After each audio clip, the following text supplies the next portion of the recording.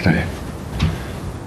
Hello everyone, welcome to the team announcement press conference ahead of the World Cup final, the Red Roses versus Canada. If you'd like to raise your hand, say the publication you're from, and then ask your question. Sarah, if you'd like to start. Hi guys, congratulations on this moment. First of all, John, could you just talk us through the injuries in the squad and your selection for the World Cup final? None. Be great if you could, John, today. Yeah, none. You can't comment on your selection today, unchanged since the semi-final? Oh, yeah, no, basically just trusting the group that we've built over the 3 years. Can you just talk us through a little bit of how you have gone about managing the emotions of this week? First, you've got to manage your own. That's the first thing. Have fun with it. Try not make it any bigger than what it is. The thing is, we started back in Chester in 23, and now we have the opportunity to finish something. So we've got to earn that right. So we've presented ourselves that opportunity, and so we've, clearly are excited by the opportunity. But more importantly, we've got into our work over the last 3 days, recovered from the semi-final, and have stayed very, very focused on the plan that we want to execute on the weekend. Zoe, for you, another chance at a World Cup final. I know the last one didn't go as you had hoped for a couple of reasons. How are you feeling about another opportunity to go in again? I think just as a group, just so excited to kind of get out there. Obviously, we've been working on this now for 3 years, and it's just like our time now. Like, we really feel like that, and just can't wait to get out there on Saturday. And just lastly from me, if I can come back to you, John, what have you made of Canada's performance so far at this Rugby World Cup? Yeah, they've been outstanding. They've played really, really great rugby. We respect them hugely. We believe that it's going to take an 80-minute performance. They've grown as well. They're fitter. They deserve to be in the final as well. Lewis, am I good here? Hi, team. John, how do you avoid those extra questions, those extra thoughts seeping in, whether it's from players, whether it's from yourself over a Rugby World Cup final week about have we suddenly sort of thought of this, or those sorts of things that might put you off your stride? Oh, yeah, the first thing is, I think it comes from the leadership, doesn't it? Like, it comes from me, not to get in the road of the girls, because we've been doing a lot of good stuff. And clearly there's a particular way that we need to play against Canada to build pressure on them.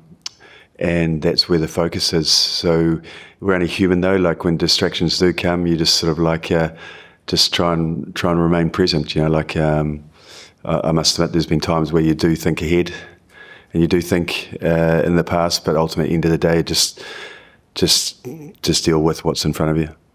And have you had a chance to lean on any of those from 2014 that know what a World Cup final week feels like and what winning feels like? I think a lot of the girls have got relationships within the group. They've got relationships with those girls, but again, sometimes you can make something bigger than what it actually is. It's already big. We've been in enough big situations. 22 has taught a few girls in the group to be ready for now, but there's girls in the group that haven't experienced, 214, don't know anyone from 214 and stuff. So I don't totally agree that you need to expose them with other people's past success. I think it's about focusing on what we've built over the 3 years, making sure that our mindset and our plan is clear and go out and execute. Last one from me. In terms of the players from last week that may not have stepped up as much as you'd hoped, has there been any temptation to make a change or more backing those to be able to deliver? As I said earlier to Sarah, that it's all about basically trusting what we've built already. Players don't always need to be perfect, but we're definitely being effective, and that's all that matters. Cool. Kia ora, John. Kate here from Hello, TVNZ. Hi, Zoe. Just a few questions. John, in terms of you've coached rugby teams around the world, would this win be, if you do win, be your greatest achievement yet? Don't know really, haven't experienced it. So what I do know is this has been a really great experience. It's been a really good choice. and yeah, we haven't got finished what we started out to do, so I can really probably only answer that question on Sunday. But certainly for me as a person, to have experienced this so far with the girls has been awesome. Few Kiwi roots in the team, including your own. Has there been any messages from New Zealand in the lead up to this final for you, messages of support from other rugby professionals or past players? There's a few popping through here, so again, trying not to get too distracted. But also my wife keeps telling me that I need to reply very quickly with the 2 ticks. She's a very much a blue 2 ticks, get straight back, so I get a little bit of grief when I don't get back to people quickly. So I apologise if I haven't, but I'm coming. Yeah. And just in terms of the Black Ferns, many fans over here were looking for that final to be between a rematch, Red Roses, Black Ferns. Is there any message for the Black Ferns as they look to finish strong with the bronze final? I've experienced a semi-final loss before. It's a really hard fixture that both teams are dealing with, France and New Zealand. I guess the one message for them would be to make sure you leave the jersey in a good position. Wishing you all the best. Hi, John. Just one from me, which was when you were asked about kind of the emotions of the group, you said part of that is keeping your own emotions in check. Can you just give us a bit of an insight into how you're feeling this week and how big this is for you as well? Yeah, I'm excited. Been excited, but just tried to probably look calm, relaxed, and making sure that when I did speak, that our message was really clear. It was awesome driving in from home. I think it was Tuesday morning because we had the Monday store and recovery. Had a nice black coffee in the car and was grateful for the opportunity of heading in. But then I just thought, this is where it really matters. This is where I've got to find a solution and sell a solution to the girls to basically beat Canada. And to me, that's the awesome part of the job. Aside from kind of managing everyone around you, are there things that you do to kind of keep your nerves at bay and keep yourself busy? And I've actually got a watt bike in about 2 hours. That's one thing. And my wife's sister's over as well, so I got home the other night to catch up with them. So just being around family. Hi both. Hi Zoe. I know you and the girls were so excited when the last World Cup was broken at Twickenham, seeing kind of all the fans on the way in on the bus. Have you allowed yourself to kind of picture what that scene will be like with kind of 82,000 getting ready for Twickenham? I think we're just so excited to experience it. I think it's something that we've never experienced, but we've wanted for so long. And I think just the kind of momentum and the impact that we have had on fans throughout the tournament, from the start of Sunderland to coming now into Twickenham, it's just going to be so exciting to kind of see where we have pushed women's rugby to, and just excited for this new era of women's rugby on Saturday. And what is it like for you as a player who may have experienced kind of a few thousand in the stands to now having a sellout, when you're kind of going forward, making those meters and kind of the deafening roar comes down? What is that like to experience? Honestly, it's gives you goosebumps. It's like the 16th person on the pitch, and it just really pulls you forward. And when you hear if someone's made a line break and you hear that roar from the crowd, it's just, you realise, oh my gosh, everyone else is actually here as well. So yeah, it's just exciting, and we absolutely love having the fans in. And Mitch, what have you learned during your time with England from these girls? Sure, how long do you need? There's never a dull moment with these girls. But I guess that's the environment that we've created. Back in 3 years ago, we decided to refresh the environment or the culture and the way that we wanted to act and be seen and behave like, I guess. And the girls have done that really, really well. But I guess that also starts from my leadership as well, to be able to create the space to have that fun and enjoy what we do, but still remain very focused on setting the right standards and growing our games. So I think we've done that well together, and ultimately that holds us in a good place, because we can relax and enjoy ourselves before it's full on. Julian Garr, AFP. Question for Zoe. What's impressed you most about Canada and their run to the final? I think kind of their amount that they've improved and that their speed of ball is a very quick. And I think, they've just been playing very exciting rugby and are just very excited to play them on Saturday. Thank you.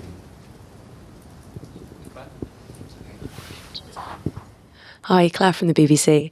John, I thought you said something really interesting there. You said that over your black coffee, you needed to find a solution for the girls this week. Is that because we haven't seen the best of England yet at this World Cup? Is that why you used the word solution? I don't think you ever see the best of England.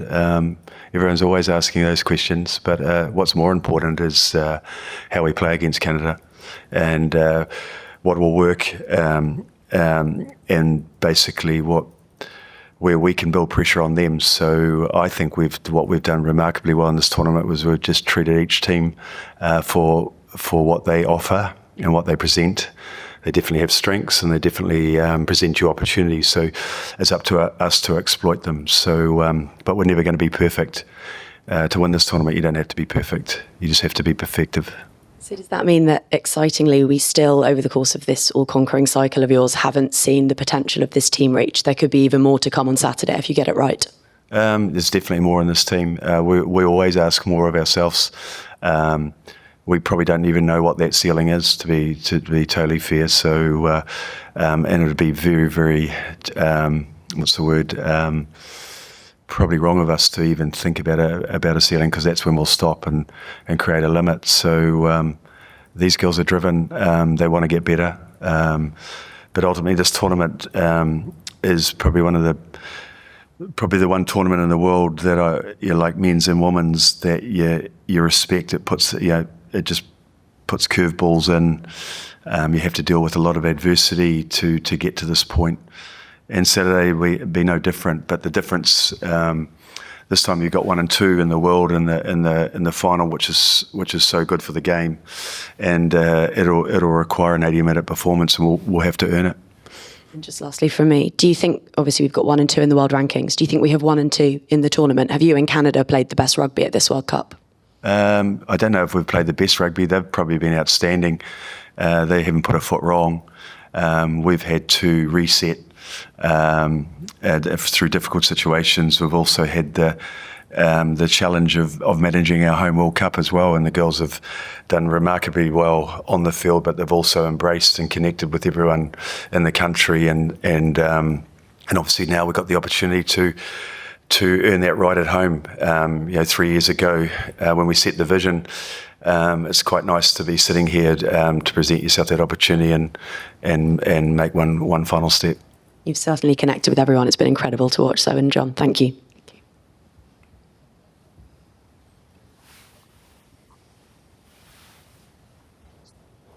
Hi, I'm Lauren from ITV News. I just wondered sort of how you're preparing debut players, Zoe, for the World Cup, for this final. Obviously, the coaching at the beginning of the tournament would be like to get their heads into it, but how are you teaching them to prepare themselves for the final? I think, like Mitch said, like not making it bigger than it is. Like we know that it's a big thing, and just kind of having a process that we can stick to. And also we're a very connected bunch, so just being there for each other, making sure we're still having the fun within it, and taking that kind of release off of things. Like when we're on the pitch, we're on it, and then when we're off the pitch, we're having fun, enjoying each other's company, and just kind of having that relaxed environment. And have you got any words on Meg Jones's nomination? She's embodied resilience, really, really tough few years. What have you got to say to that nomination? I think it's more than deserved. I think she is the best player in the world, and I think she has proved that over and over, and she's just an amazing person to have in the Red Roses team, and honestly, she's just an absolutely unbelievable person as well. And Mitch, what would you say? Meg, she's funny, eh? She's vibrant, very, very, very clear on rugby. She's very good for the girls. She understands the game very well, and she's succinct in the way that she communicates. She's fun to work with, and everyone feeds off her. Thank you. Mitch, John, over here. the team you've picked for the final is the same, I think, as the 15 you played against France in the build-up game and the warm-up game. At that time, did you think, if we get there, that's the team I want for the final? Was that the team which was really cemented then? Or was there anything about that week which you treated almost like a build-up to a game like this as well? Yeah, the French warm-up was a challenging game. We wanted to have a fixture that was going to challenge us or challenge our mindset. We wanted a fixture that, I guess, to deal with that we didn't deal with in the Six Nations very well.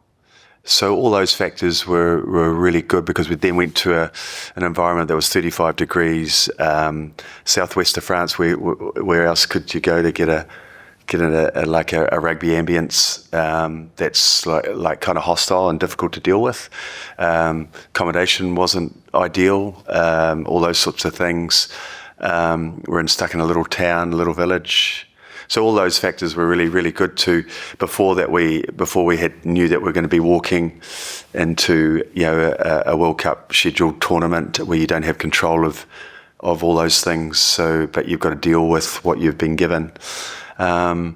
And that game, was really important for our mindset. I think if we go back to the first press conference, somebody asked me what did you do, what did you change, and that sort of stuff. And I think I stayed solely on the word mindset, which I think surprised a few.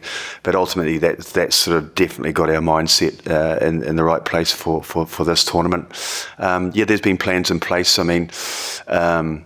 You've heard me say before is that the past predicts the future. I've got a lot of information, a lot of eyes and feelings on the way that we've played over the last 3 years, and obviously of mixed combinations before this tournament. And I'm a big believer in building cohesion around the same people. But certainly when we name a combination, it's not just that group that prepares us for this test match. We're very focused on 32. We have 3 roles within the team. And one group's got to make the group stronger as a result of not playing. And we work very, very hard on that. Any final questions? Not just.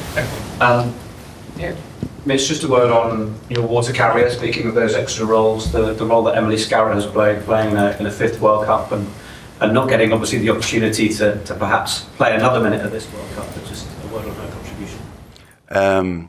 Probably Zoe's a better at that than me, but like Emily, when we started looking at this tournament, she's like anyone, she wants to know whether she's valued. And the experienced players have been hugely valued because, firstly, they want to uphold the Red Roses legacy. Secondly, they're experienced, and thirdly, they can mentor people and they can deal with pressure. So I thought it was a really good idea. We've got both Marley and Ems to be able to stand in the circles and pass messages on during water breaks and stuff. And I think, like some of Emily's experience standing there calmly offering communication when these girls are under pressure around what to do next, I think is really, really brilliant. And the girls certainly enjoy it. Thank you very much, everybody. Thank you. Writers will do Meg Jones in here. We'll pass one.